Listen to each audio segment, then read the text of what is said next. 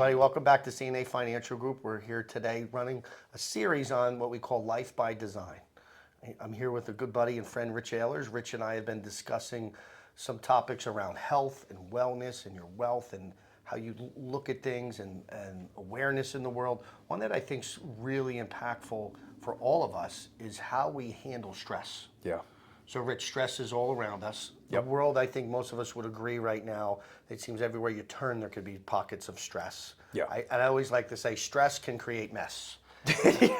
Stress can create And mess. how you handle that and clean that up Yeah. is really, really important. So in your work with people, where do you, when you find them and they're very stressed out, and what are some of the things we can all do to handle that, to improve that, to release that?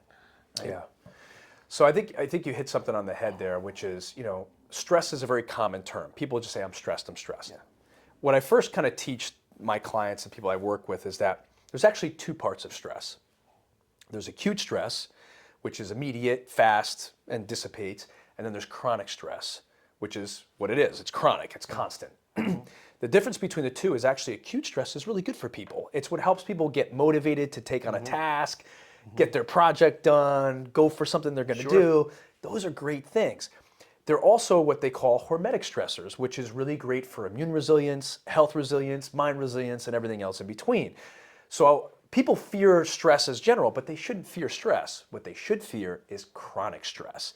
Are you turning off the signals to not be stressed all the time, right? Because that's the issue. Now, a little bit kind of backstory to this is that most diseases, about 90% of chronic illness is tied to chronic stress, whether it's mental health disorders, cardiovascular, metabolic disease, neurological disorders, or anything else. They're generally tied to chronic stress, meaning you're constantly on.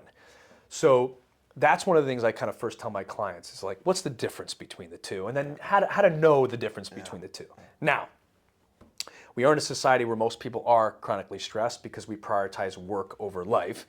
And so a couple ways to really think about how to manage this is one, you gotta become aware of it.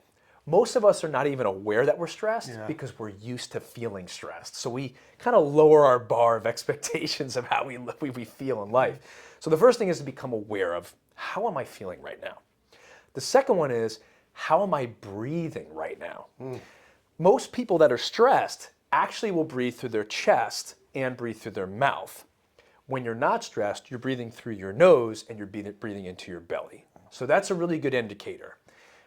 Your posture is another sign of that too. So if you're kind of leaning forward or hunching, these are signs that you're going to have shallow breathing and can make you stressed. The third one is you want to ask yourself a pretty hard, serious question, which is, am I in chronic overdrive? Or am I spending time on things to help rejuvenate my energy to not feel stressed? So a couple things that you can do that are very quick and easy is, one, just go out and get yourself out in nature. Whether you want to ground and get barefoot in the grass or just stare up at the sun, just get outside and disconnect from whatever it is that's creating stress.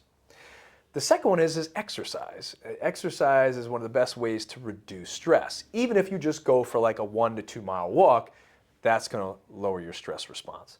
The third one is are you prioritizing sleep and rest? Yeah, like big one. You can't be at your best at work or your career or your business all day if you're not finding ways to restore that energy. So getting proper sleep, about 7 to 9 hours of sleep, and kind of pulling away from all the gadgets and devices is really crucial. I think those are the big ones.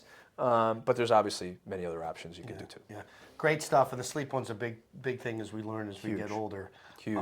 There was I grew up and there's a saying in the family: if you're going to hoot with the owls, you need to be able to soar with the eagles. And I always felt like that was a badge of honor. I can do it. I can stay up late and I can get up early, and realizing that behavior really wasn't optimizing health. It's really like, why do I have to hoot with the owls? Robbing Peter to pay Paul. You got it. Right? Yeah. So thanks, Rich. This has been great. Appreciate it. Thank you. You're here at CNA Financial Group running this series, Life by Design. Dave Suckey and Richard Ahlers. We'll see you again. Take care, guys.